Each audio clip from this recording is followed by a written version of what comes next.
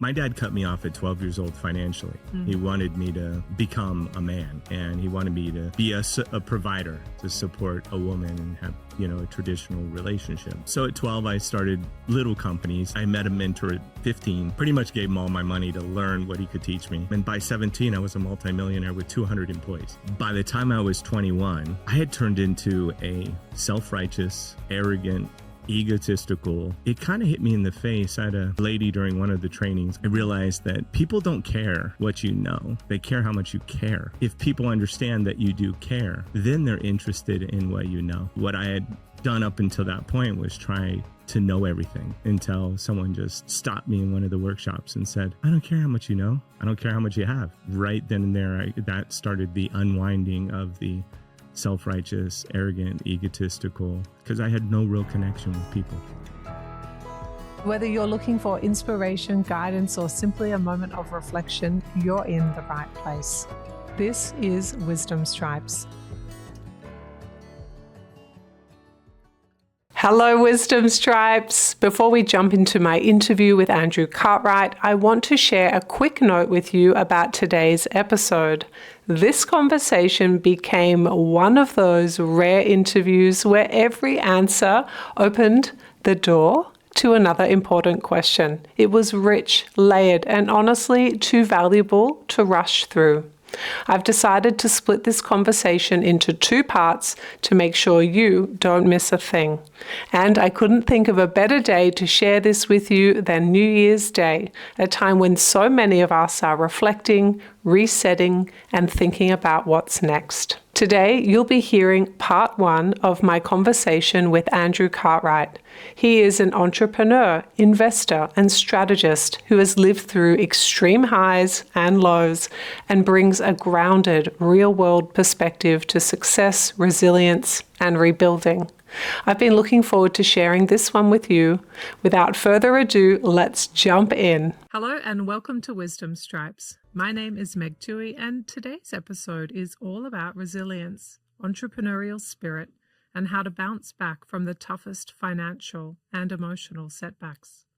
Our guest today is Andrew Cartwright, an entrepreneur, investor, and business strategist who has built and sold 32 companies in 17 industries, navigated being broke and homeless to becoming a multimillionaire 4 times, and surpassed $100 million in assets. Andrew's journey has taken him from experiencing the highs of making millions in a single day to facing the depths of financial debt and adversity. Andrew is also the founder of a YouTube channel that's almost at 1 million subscribers, where he shares his knowledge on real estate, finance, and business strategy. With his wealth of experience, Andrew has authored a book, The Origin of Opportunity, which is the culmination of 26 years of research and 5 years of writing. His mission is to help others free themselves from emotional, mental, and financial constraints and to create lasting wealth and success. Today, we'll hear about Andrew's incredible journey, the lessons he's learned, and how he's been able to overcome challenges that many would find insurmountable. I'm thrilled to welcome Andrew to today's episode.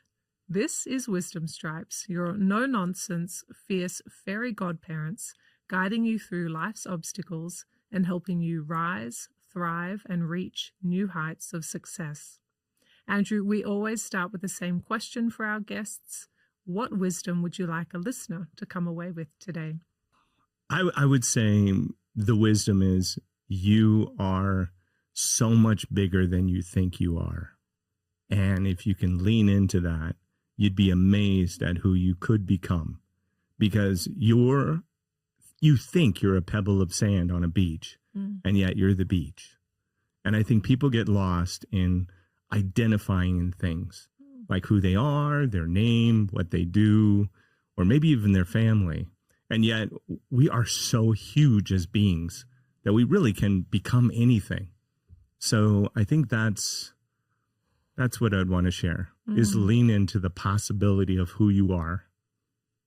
And the fact that you are unimaginably bigger than you could ever dream of or conceive of. Yeah, I never would have dreamed or believed that I would have become who I've become. And might we fathom a guess that you're nowhere near done? Oh no, I'll be, my tombstone will say, all used up.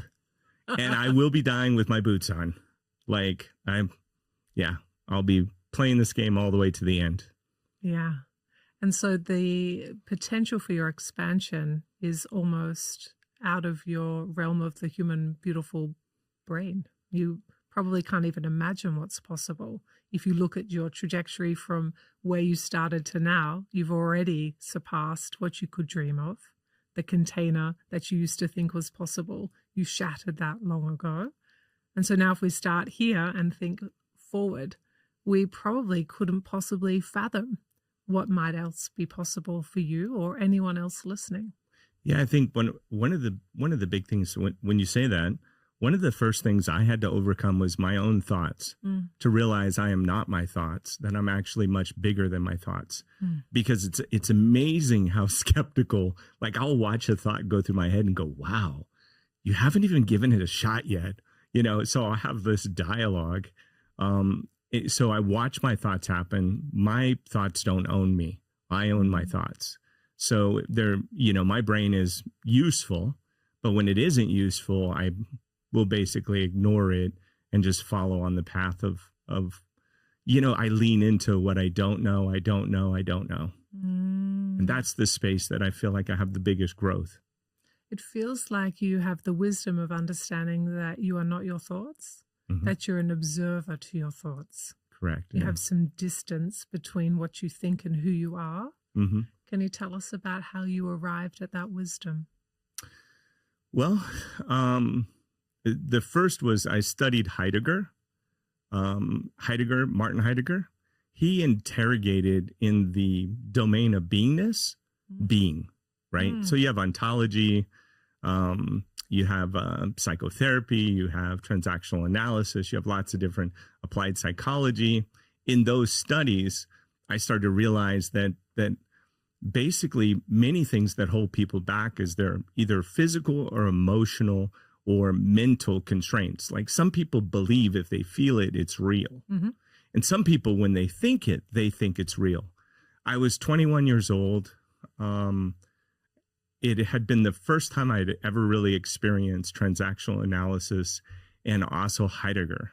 And I was blown away when I felt like I was lifted out and could start to observe my thoughts. And then what I found through communication courses, that for me at an early age, I had more than one voice that would be contributing to in my head. You hear all these different like conversations that are going on. And then I started to identify where those conversations might have come from, like my mom's conversation, my dad's conversation, my teacher's conversations.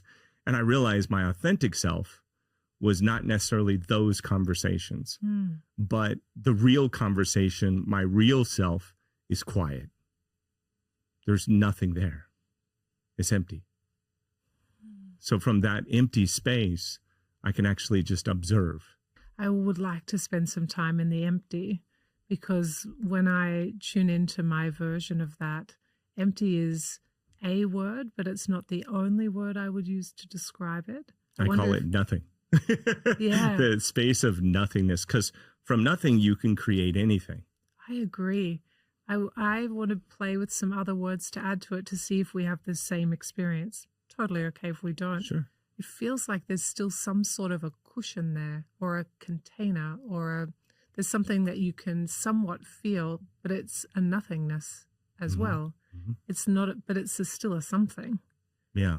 Do you resonate with that description? Like you can touch it or connect to it? I do. What's fascinating is I called it in my book, The Origin of Opportunity, the state of zero. Okay. In fact, this building's named after it. If you look up the LLC, it's actually that. Oh, that's pretty cool. Right? And for me, what was interesting is when I got to that space of zero, I started looking at when zero actually came into our existence. If you look at the Roman, they don't have a zero. Do you know how messed up like math was when there was no zero? How confusing. It's confusing, right? You look at Roman numerals, they're all long and they put them in movie titles so that you don't know when it's actually made. And I'm like, wow, this zero thing is pretty amazing. Zeros, at first came about, and they're like, wow, this is a placeholder. We'll use it as a placeholder. When you think about it, because there's only two thoughts that really we supposedly can't have. That's the understanding of zero and the understanding of infinity. Well, they're almost the same, aren't they? You just got to twist the zero slightly. Yes. Yeah, it's the same. Yeah. So then let's come back to how that might apply, because I think there's a natural link here between zero affinity and the beingness of self, where it's almost like you're in the middle of the zero. Yes. That's what it feels like, I think, to be in the being. And then everything sort of shoots around you in terms of the human experience, the human suit. You have the thoughts, you have the feelings, you have the body, you have the needing to survive, you have all of that stuff sort of zips around you. But the some kind of who you really are is in the middle. Correct. And you can bump up against it, but it's not, you can also observe it. It's so funny. You're describing a lot of what's in my book. It's like, I am? Yeah. So I consider it, and all these tools really have developed from my business experience. I feel like business is the best playground to learn personally and learn about other people. It's a great place. Right? It's an incredible place. And it's where the rubber meets the pavement, and you really know you've made it when there's a transaction that's happened. But I talk about the space of what you don't know that'll emerge like a black hole. We can't see a black hole, right? You can't see it. In fact, black holes are white, right? But what happens is the gravity and the pull sucks all the light out of it so that you can't actually see it. The only way we know black holes exist is because things seem to disappear around them. Yeah. Right? Yeah. So I imagine like a lot of the things, like a scotoma, the things you don't know in your thoughts that you can't see. I can see my inadequacies by the things that disappear or go chaotic when I'm around the area that I need to work on. So it's like a word that you can see. Andrew, this is what you need to fix, but I can't see it. The only way I can see it is by approximating all the things that sort of disappear or get in chaos. Then I can start to unwind it. So let's play in this space. You know Johari's window? Maybe? No. So Johari's window sort of speaks to this. It's like a grid, 4 boxes, and you have the known self, the things you know about yourself, and that everybody knows about you. And then you have the... Which you don't know. No, which you do know. Everyone knows. You know, I know, we all know this thing about me. And then we have the hidden self, which are things that I know about me that you don't, because I don't let you. And then there's another box, which is my blind spot, which is the things you can see about me, but I can't see them. Wow. And then the final box is the unknown self, the frontier of me that hasn't yet expressed itself. Wow. So I feel like that's where you're playing in those 2 boxes, are the blind spot and the unknown self. Wow. That's interesting. Yeah. I'm going to have to... Yeah. Yeah. Johari is super fun. Yeah. So the idea is with Johari is over time, you reduce your blind spot and your unknown self, and what that does, and you can collapse your hidden self as you become more comfortable with yourself, so that the known self gets bigger and bigger. And that is the path to enlightenment. That's the pathway to a full expression of a self. Yeah. Yeah. Kind of like Maslow's hierarchy. Right? So you get to the top. Yes. Yeah. I was thinking of it from, I had, what I first went to, which is, there's things I know, right? There's things I don't know. What most people don't realize is you're comfortable with things you don't know, right? You know there's a room in the other side, but you don't know what's in there, but you're okay with it. You're comfortable because you know the room's there. The real discomfort is in the things we don't know. Oh, the surprise factor. Yeah. Those are the things that I think give you the most knowledge and experience, but there are also the things that knock us over. They're jarring. Yeah. Yeah. I feel like the human experience doesn't like the shock of figuring something out. Yeah. So if I think about the hidden self, so if I hide something from you and I know it, but you don't know it, it's like I've got a secret room. And if you find out I've got this room and I didn't tell you about it, And that can feel very, very jarring. Yeah. And it can do a breakdown of relationship, a betrayal, it would feel like. Because I knew, and I just didn't show you that if you press that mechanism, there's this whole other part of me. Right. Yeah. Yeah. And so it's sort of like, if you know there's a room there, that known, that's fine. I got it. There's a room there. Do I know what's in it? No, but at least I know it's there. Right. But if you were to tell me that if I knocked on the door, there's a secret combination and in there's this whole other thing, Right. perhaps that would be more jarring because I didn't know, but you did. Right. Like Yeah. a portal to Mars. Right. Yeah. Just on the other side of that wall. Yeah. The hidden stuff can be a real threat. Yeah. Yeah. But so can the blind spots when you know that when you lead a team of people, there's that idea of the leadership shadow. And the leadership shadow is essentially the blind spot, which is like you've got a group of people and they all know that, and this is an example, obviously I don't know if this is true for you or not. They all know that you're the guy that's always late. Yes. Yeah. And maybe you sort of know, but you don't really understand the way in which you're perceived. Your shadow is perhaps in time management, but that team really knows, oh, don't even bother getting to work because you won't be there for another half an hour. Right. And so then that shadow casts really long because all of a sudden the standards drop and et cetera, et cetera. Yeah. And so everyone comes in late because no one will know because time doesn't matter and all of that kind of stuff. Yeah. So the leadership shadow is the blind spot, and all those employees could tell you, oh yeah, we know on a Monday, we definitely don't have to worry. So long as we slide in before the boss, he won't even notice we're not there. Wow. There's, it's fascinating. There's a book I read years ago. I guess it was about 14 years ago. It was about people that are in time and through time. Oh. So it was about people that are, on time, that time really matters to them. Yeah. And then also all the distinctions that are associated with people who time is important. And then the people who are through time, that time doesn't really exist for them. And all the different freedoms and experiences that people have there. So, and just the distinction between the two. How do you live? Both. Same. I was just thinking, I do both. Sometimes I am so annoyingly on time. Yeah. And I dislike very much when things don't line up. Right. And other times I literally bend time. Yes. So I can make things happen because otherwise I can't get all the things done. Yeah. And sometimes when people are late, it drains all my energy. Yeah. And sometimes when people are late, I'm relieved. Yeah. So I mean, only I don't know which way it's going to go oftentimes. Yeah. I think maybe as I sit on it, there's two different parts of me. There's one that's more fluid and one that's more controlling. And I don't think controlling sounds negative, but actually both of them serve different purposes at different times. How about you? So funny. You're talking about 3 human traps I talk about in my book. It's so funny. It's like I've read your book, which I haven't. It seems I like will, it. But I haven't. Human traps are, the 3 human traps I talk about kind of accentuate. And there are, of course, probably thousands of traps. But one is looking good, right? The other one, because people are so concerned about being embarrassed, right? Or because embarrassment is like being thrown out of the nest if you were, the second one is being right, right? And avoiding being wrong at all cost. And the third is control. One is to be in control. And the second half of that is to not be controlled. Oof.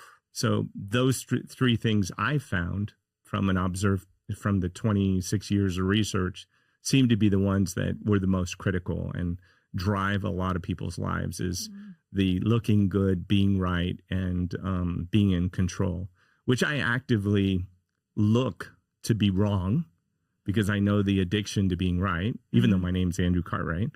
I'm excited to be wrong, because there's learning in that. Yeah. I can learn. And also being embarrassed about something gives me an opportunity to be humbled and to experience that I'm not perfect. Well, nobody is. Yeah. Right. And what a boring, where do you go from if you already figured everything out? Yeah. Yeah. No thanks. Yeah. And control can, in business, there's so many, I've started 32 companies in 17 different industries, conquered those industries, successful in all of them, bought 17 companies, had 5 exits, bought part of a company today, and have built 3 companies in the last 8-9 months that have $100 million enterprise value as far as their valuations go. So for me, there's so many uncontrollables that if I had to have absolute control of everything, nothing would get done, because competition changes all the time. Regulation changes all the time. People's technology is changing. My wife has a PhD in artificial intelligence, so I'm on the cutting edge of knowing everything that's coming down the pipeline. So yeah, she's unbelievable. I bet she is. Yeah. So we've talked a lot about numbers. We've talked also about zero, and we've talked also about the infinity sign and how we might sit in there and watch and observe the human experience. I wonder if we could connect the dots between all those numbers of companies and success that you've had with the ability to observe and let things be and not take yourself so seriously, and understand those thought traps of looking good, being right, and what was the third one? Not being controlled. Yeah. How does all of that tie together? I think, for example, in 2008, I lost over $100 million in net worth and went $12.8 million in debt. I had already experienced 15 million down to 875, right, thousand negative in debt, where I was worth less than a bum that had no debt, right? By the second time, I just kind of like went, okay, this is what it is. I went to work every day. I lost $50,000 a month for 4 years, from September of 2008 to April of 2012, and just called my banks every day and said, hey, I had 100-something projects going. Said, hey, just want to let you know, I've been by the property. Everything's okay. And they're like, they still talk about it in the banking industry till today, 16 years later. They're like, this guy called us every day. It was almost, I gated the properties. I took care of them. I paid everybody back. Banks have investigated it on every one of the loans I've done since and are blown away. They call me the most interesting man because they've never, when they do an underwriting thing, they have to globally underwrite you in banking. So I do that now as a banker because we have access to $350 million a month to lend with capital velocity. So, I look at finances every single day. I can tell you a lot. I can usually tell somebody's future by their home screen on their phone and their finances. I can see a bank statement and a balance sheet and income statement. And I can kind of tell where you'll be.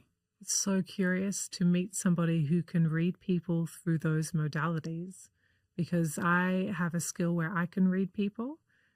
And so I understand what you're telling me, but I do not use those 2 modalities to read them. So your data comes through 2 totally new to me ideas. Yeah. Because I actually have never tried. If I was to look at those things, I wonder if I could tell what you can tell. Probably I can't. I've looked at so many. But that's me. That's me and people. I feel like I've mapped so many people that I can meet someone, and within a little bit of time, I understand where they fit and how they are and where they're going. And I always check and test the hypothesis because, like you, I don't mind being wrong. Yeah. And also it's helpful when I am wrong because I can adjust my internal equation. Yeah. Right? Yeah. But completely. I can hear that your beautiful brain works similarly with a different set of data points. Yeah. And there's lots of experience to back it up. I lend and I invest in companies. I buy companies. So for me, it's a matter of, it's almost like there's an art and a science to it. There's math that goes to it, but there's an art as well. Yeah. I see people that make millions a year, and I can tell you in 3 years, they'll be bankrupt, just by, being able to look at those documents. What about when you see the person? Do you need to see the person? No, not do you need to, because I understand you don't need to. If you were to also see the person, oh yeah, what would happen then? I think at that point you could really connect the dots. Yeah, quicker. You can start seeing the behavior and, yeah. You can really, really sort of see it. One story comes to mind that's just, one guy that wanted me to invest in a security company and cybersecurity company out in another country, flew out, rented got atmosphere models, 20 of them, took them to the most expensive dinner, a club, and probably spent $100,000 or probably $250,000 on the whole experience. And it actually completely turned me off to invest in the company. Because I looked at, and what was crazy is so many people had invested in this company, and I'm like, and the pictures are online, the photos, all this kind of stuff. And I'm like, looking good, going nowhere. Right. That's kind of what I look at. Where's the stewardship? Yeah. I see that with companies. Yeah. There's the company that I just bought into today, and that I, put a pretty heavy amount of money into it because I believe it will be a $40-50 billion company. Their competition, their closest competition, went through $20 million a couple years ago. They went through $40 million since then and just got $100 million. And literally a better company has been funded for $1.5 million that now has a $40 million valuation. So in a couple years, and only been on the market for 3 months. So, but I've looked at the founders. I looked at their core principles. I looked at their investment history. They'd rather buy, an apartment complex than buy a home for themselves. They looked for cash flow before they looked for, actually their own home, right? They looked for stability. I looked at, kind of their background as far as where they worked and the decisions they made, so that there was a sort of foundation for that made solid sense in the trajectory of that company being successful. So I can hear one of your wisdom stripes is your ability to use data in order to build pictures. And from the pictures, you take inferences and hypotheses and educated guesses in terms of the direction it's likely to go. And in your 26 years, you've got that pretty fine-tuned and honed in. And it comes from the things that didn't work, and it comes from the things that did work, and all the in-between that happened. Yeah. And I think, too, just sort of understanding the progression. My wife thinks that my intuition, she'll hear me say something and she'll be like, she goes, don't doubt yourself, because everything you say, it does, it happens. I wrote about AI in 2016 when I was finishing the book, published it in 2018. But I wrote about AI and its curve and what it would do and how it would impact us and how fast it would happen. And immediately she went and got a PhD in artificial intelligence. She got a master's in data science. She got a master's in teaching. She has an MBA. Our love language when we met was she had an MBA from Pepperdine in financial strategy, because I've always thought financial strategy. And then she also has a law degree, speaks 5 languages too. And she's gorgeous. Yeah, she sounds like somebody who likes mastery. Yes. Yeah. And maybe you're evenly matched. I think we're evenly yoked. Yeah, like in the Bible.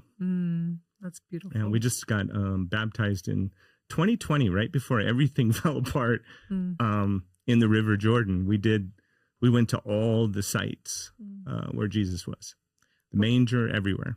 What was it like to walk that pathway, to walk that literal land? Oh, it was amazing. It was in West Gaza, where just feeling the cultures and then feeling the history that's so deep, and then seeing the battles, the verbal battles that people have about just stories that don't really support them and what's possible.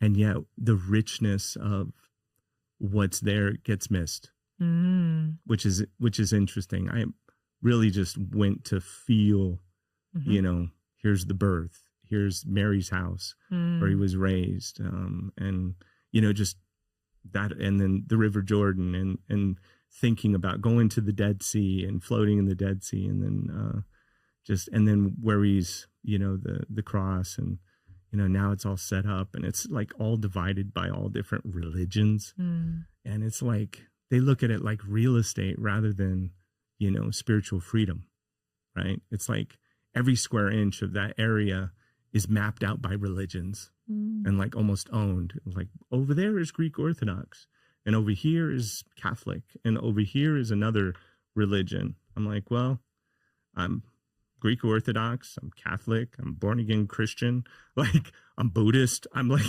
I've got all the books, the Book of Mormon, the Quran. Went through and read the Quran. I'm like, it's got the same people. It's got one extra guy. Moses, though, he's the OG. He's in everything. You know what I'm saying? It's like that guy. He got around. He's everybody decided to copy his story. Like, if I'm going to write a book, let's make sure this story is in there first. Fascinating, right? That is fascinating. I have an affinity for collecting, for want of a better term, energy from places. So there's been sometimes where I've accidentally stumbled and had this experience of recognizing I'm in an energetic current of a place. That happened to me in Paris. I love Paris. I love Paris. And there are other times where I'll intentionally go and cultivate it. And I'll be like, I want to know what it's like in Sedona. I want to go into that vortex and have that experience. Been there too. Yeah? Yeah, love it there. So I love collecting these places. And I live on a dragon vortex in Dragon Ridge. I would like to talk about that. Yeah. But before I do, I would like to ask you this question, because I don't want to get too far away from your trip to visit Jesus. Yeah. What was it like from an energy experience to be in the spaces where he lived and had his life? Can you describe what it felt like on that other level? Well, I haven't shared this, but to give you an idea, it was, I think December, and the River Jordan was freezing cold. And when I got in the water, it was actually warm. And after I'd been baptized, I asked to stay in the water to wait for me to get cold. I never got cold. I sat there for like 30, 40 minutes. I never experienced being cold. It was wild. Never experienced that in my life. What would you guess was the reason for that? I don't know. It's like, there's so many things that, I have a really incredible relationship with God. Yeah. I talk about it in my book. I'm like, I don't believe in God. I don't believe in Jesus. I know them. Yeah. I know Muhammad. Joseph Smith, I know him. So these are not, they're not beliefs. Yeah. They're real experiences. They existed. So I don't know how the idea of believing suggests doubt in my mind. Do you feel like when you entered that territory, for that is a way to describe the cluster of places, I don't quite know what other word to use, that you entered a different type of frequency? Or did it feel the same as it did 10 kilometers outside of that territory? No, it definitely felt like a completely different frequency. And the closer I got to all of it, like the manger of birth, just, it was lots of goosebumps, lots of hair standing up. I think really going to those areas and just being open, not with a fixed idea, not with a way of being, but, I went there with a sense of openness. Like I go almost as a disbeliever or someone who has no clue to sit there and be an empty slate when I get there so that I can experience the experience of being in the now of what's actually there. So for me, and really taking it in and sitting there long enough to pull in the details, and then, you start thinking, this has been here for thousands of years, and then you start thinking about the different people that are like the people that lock up, where he was crucified. There's like none of the religions lock up. There's like I think it's the Muslims, I believe, lock up. So they're not even Christian. It's like, and then you have, from Mecca to where the rock, where Muhammad came, right, is right there. It's like all these, like a lot of birth of consciousness and morality and law all comes from these places. I mean, our whole legal system started with like Moses. It originated, its origin, the things that we take for granted. A lot of the origins came from there. So just the thinking, and the stories that came from there, and the stories that lived on for thousands of years. Like, it's just so rich with, and I know that if I went back there today, it would be a completely different experience, new and different, and just as profound, because I would allow myself to have that experience. I wonder also if it changes you, and so then next time you walk over it, for want of a better terminology, you're already changed from being in it once, and so it's got more room to work in you a second or third or fourth time.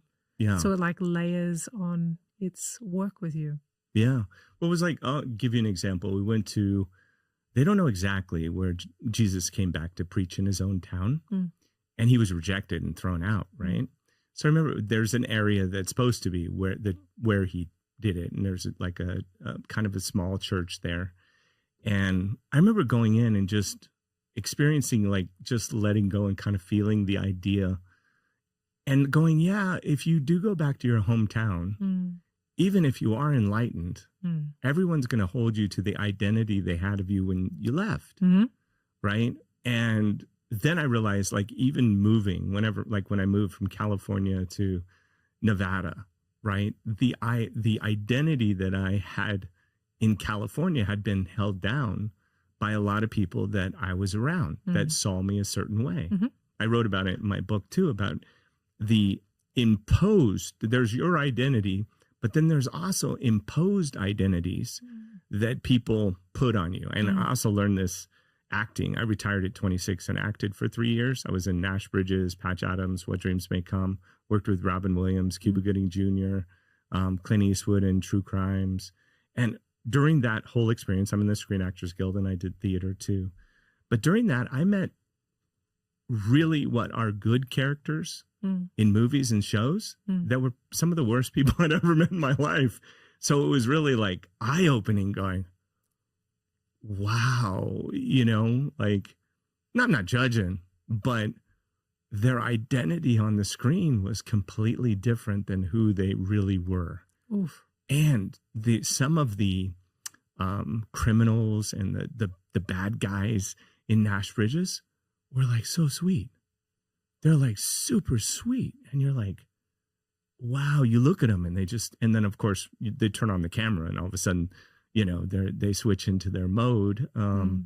But so much of Hollywood, the way you look is who you are. And then can you deliver the lines that are associated with the way people will most likely perceive you, which is how people end up getting, where they only play a certain character, right? Stereotype. Typecast. Yeah. And, that's one of the scariest things when you're first starting out, because I was nervous about how I would be typecast. I got a lot of cop roles, which probably would make it very difficult for me to buy drugs because everybody thinks I'm a cop, right? So thankfully I never picked up a drug habit, but lucky. Had I probably wouldn't be able to buy drugs, just I look like a cop. It's like, he's a cop. Like, he feels like a cop. Yeah. How fascinating. I'm curious what you take away. If you look at that 3 years where this was your life, what's your synthesis of what you figured out during that time? What I loved about acting was studying a scene, looking at the layers of a character. Like in theater, I played lions in the play Fences by Augusta Wilson. And I remember looking at that character and sort of understanding the backstory of the character, understanding, you know, how the character might have been raised, influences, both where they're raised, where he was raised, where what things were going on at the time, what the period of time was, what the belief systems were during that time, to know what inferences to put on certain words or phrases, how they would be interpreted during that time, and what would make the most sense in the scene. And then because, you know, there's a book called On the Way to Language by Martin Heidegger that's amazing. Dialogue, when we have dialogue like this, things start to emerge, right? There's something that sort of becomes. I think that's why people are so into podcasts. Yeah. Is things really become through dialogue. Yeah. Right? Like somehow things come out and the truth comes out. It's a magical thing. And I think when you're studying for a play, like when you turn, like if I turn my back or I turn my head, everything has a purpose. If I blink, it has a purpose. If I nod, it has a purpose.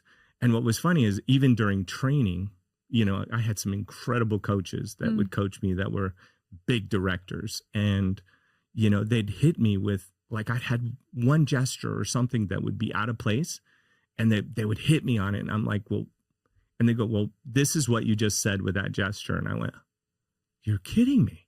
They go, yeah. I mean, when you see people do that, what do you think? I'm like, yeah. So like, and they call that blocking in theater, how you block. Like you stand, you walk, when you turn. Like when you turn around to a scene can be the difference between being angry, being happy, right? Being disconnected. Being surprised. Right? If you start walking away mid-sentence, you know, it like there's all kinds of nuance in artistic choices that you make. And I think just kind of understanding that really, I loved acting just for personal growth. I was not there to be famous. To me, it was all a thing into understanding people, understanding like time, it was more of a big, I mean, you get to learn every day, and every day was different. Fascinating. Tell me about how that 3 years shaped your entrepreneurship. Because I see those two things being quite connected. Is that your experience? Yeah, I think what ultimately I was able to do was to get outside of myself, right? Long enough to sort of, like, for example, and I talk about it in my book, I was able to get into an emotion either by being in the physicality of that emotion so that I could experience the emotion, because not every day was I feeling the emotion that I needed to feel in that moment. So I'd put my body in this situation to feel the emotion. Or I would start thinking so I could have the emotional thought. Or I could, if I wanted to think something, I could throw myself into the emotional state to get the thoughts that would come along with it. So I learned like 3 different really good tools to be able to experience anything. And yet I can grab on any one of those levers. I can grab on my physical level. I can grab onto the emotional lever, or I can grab onto the mental level. And because if you have thoughts will proceed into emotions, and then emotions will end up putting your body in the position of that actual thing. And the reverse, and any way you enter, you get that X piece. So I think being able to really play with that, and be, you know, sad when I was happy, and be happy when I was sad. And, you know, one of the exercises I loved was, I hate you, I love you. Right? Like if I said to you right now, I hate you. How do you feel? You can feel it hit your chest and start a process of going in, right? Yeah. So what's weird is you can say, I hate you, and say, I love you. And you can say, I love you, and really mean I hate you. Yes, you So can. the exercise is going back and forth with I love you, I hate you, and then playing with the range of emotion so that when you say I hate you, you feel loved, right? Your partner that you're with practicing the actual exercise feels hate when you say I love you and feels love when you say you hate him. Yeah. Well, you're sort of pushing the intensity or the frequency behind the words. Yes. And you're allowing that to tell the person your intent rather than the words itself. And then now when you're separating dialogue from emotion, you get to the layers of the character. You start to see that what you're saying is not always what you mean. And what you mean isn't always what you're saying. And to really, and to be on point, on purpose, to play out every scene so that the story is congruent. And the biggest thing is like making sure that your emotion matches and that you're not jumping all over the place emotionally, that you're transitioning through emotions so that people experience it in a way that feels authentic and real. Yes. And it occurs to me as you're describing this, I was trying to place the time period. It must be 30 years ago that you were doing this. 21, I'm 54. Yeah. So yeah, what is that? Yeah, I don't know. 33 years ago. There you go. Yes, yeah. And I feel 20 though. Of course. Yes, yeah. You totally look at I just finished a world championship Ironman. All right, hold that October, thought. yeah. Hold that thought. Okay. I want to do that thought.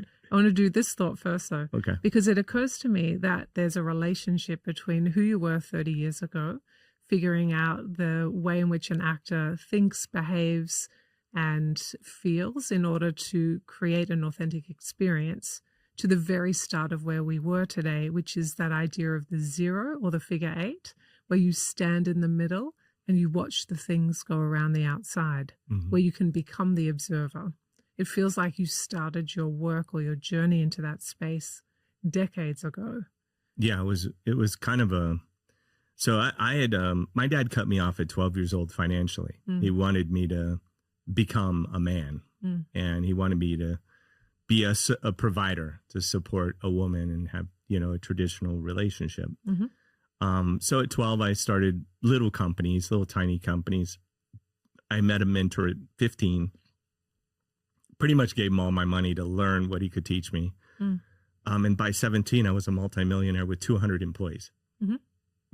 My youngest manager was 37 that worked for me.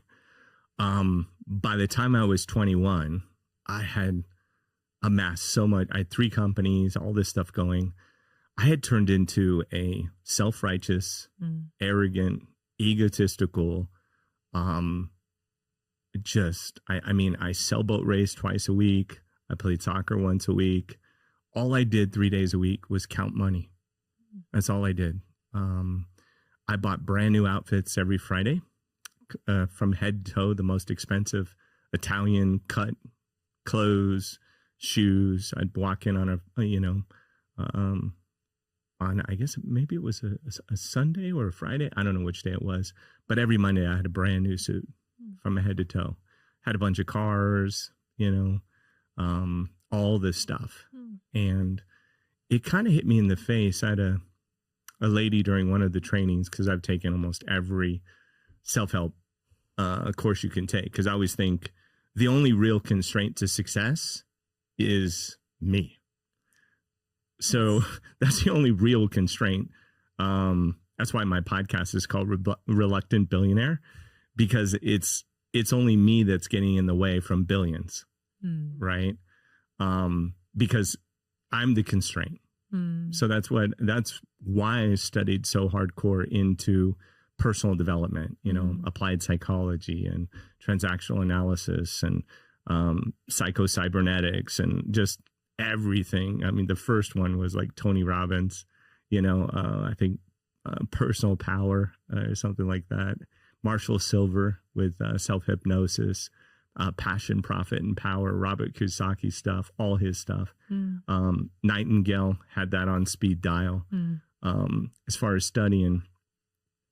And at 21, I had that breakthrough. I realized that people don't care what you know.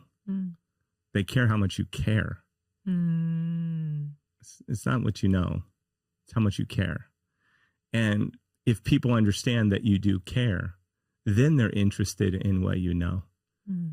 And what I had done up until that point was try to know everything and to be successful until someone just stopped me in one of the workshops and said, I don't care how much you know. I don't care how much you have.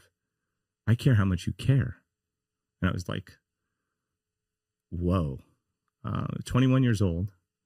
And right then and there, that started the unwinding of the self-righteous, arrogant, egotistical, because I had no real connection with people. Let me ask you something. When was the last time you felt completely aligned with who you truly are? Not who others expect you to be, but your authentic self. In my new book, Heartprint, I share the story of Ellie and her wise woman, Elizabeth, a journey that will help you reconnect with your own inner wisdom.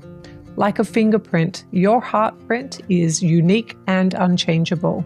It's always there, even when life's pressures make you feel disconnected or small. Through this intimate story, you're going to discover how to trust yourself again and make choices that honor who you really are. Visit www.megantuohey, which is Megan Tuohey.com/book to begin your journey home to yourself. Well, maybe we could go at this from a couple of different ways. One is that it sounds like you learned the age-old lesson of dropping from your head into your heart and leading with both, right? Yeah, and it wasn't easy at first. That doesn't sound easy. That's No. like a hard thing. I say it fast, but it's a hard thing. It was easier to operate from my head as a self-righteous, arrogant, egotistical. Well, yes, right? It's very concrete. It's very easy. You're right and they're wrong. Correct. Very easy. Very, very easy. Very easy. It was a very easy way to live. Yeah. And immature, right? It's an immature way to live. Yeah. And I can't help but wonder the connection between being 12 and being asked to be out of the nest, essentially not having a choice to go and do your damnedness to become the version of a man that your father wished for you. Of course you developed in a way to save yourself, which was using your brain. Mm-hmm. Of course you didn't develop the whole other parts because they weren't available. You were busy fighting for your life. Yeah, it was... Well, the first thing, he put a roof over my head and, that was taken care of, but everything else I had to do myself. So I started working in the cafeteria. They couldn't pay me, so they paid me in food. And then as a result of that, I did so well because I worked in the morning and at lunchtime as well, that they gave me so much food that I fed all my friends. So I had 10 friends that I fed every single day, not just myself, but like 10 people. Which is pretty crazy. My friends were pretty tight around me and then I also got phone numbers of girls that guys wanted. And I would ask the girl, do you like him at all? Because he wants your number. She'd go, yeah, give him my number. Okay. So, I was kind of a matchmaker in that respect too, but just connecting the dots that people were trying to connect that didn't have that boldness to do it themselves. I started looking, I got my resale certificate, which did not have an age limit on it. So you could buy wholesale. And once I learned about the difference between wholesale, distribution, manufacturer's representative, getting exclusive rights and the wholesale cycle from manufacturing all the way to consumption to a consumer, and being able to set up, like the first thing I did was retail. I bought wholesale, sold retail. And I did jewelry when I was a kid because everybody wanted those big rope chains. I was in the Bay Area, Oakland, Richmond, Vallejo area. So the big rope chains and the big Mercedes signs were the rage. It was like when hip hop was just really popping and the whole bit. So I sold that. There was 1,000% markup on those products. So I made photocopies of all this silver because that was kind of the price point that they could afford. And silver had a markup of 10 times, right? So I doubled the cost that I paid for it. I would get half down, so it covered my cost to buy it. And then I'd go back and sell it to them, and whatever I collected was profit. I did that for a while. And then I started thinking, okay, this has a small pool of people that can actually afford it. And of course, I'm getting lots of referrals and selling in other schools and going around. And then I thought, well, what if I started selling to stores? So I looked at how do I get distributor pricing and be able to wholesale to stores. So I met an importer. She was from Korea. She didn't speak English, right? And she had all these products she imported in, and she didn't have a mouthpiece.